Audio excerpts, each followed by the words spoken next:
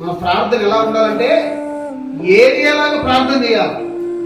ఎవరి సన్నిధిలో నేను నిలబడి ఉన్నానో ఆ యెహోవా జీవము తోడు. ఆమేన్.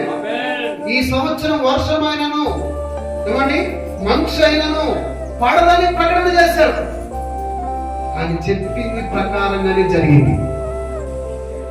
ఈ దినాల్లో క్రైస్తవులు మనము కూడా మన నాలుకతో చేయవలసిన ప్రార్థన ఏంటంటే, నేను ఎవరి సన్నిధిలో నిలబడినానో ఆ యేసు క్రీస్తు నామములో నాకు జీవము కలుగును గాకని చెప్పాలి. యేసు నామములో నా ఇంట్లో సమాధానం కలుగును గాకని చెప్పాలి. యేసు నామములో నా ఇంట్లో స్వస్థత కలుగును గాకని చెప్పాలి.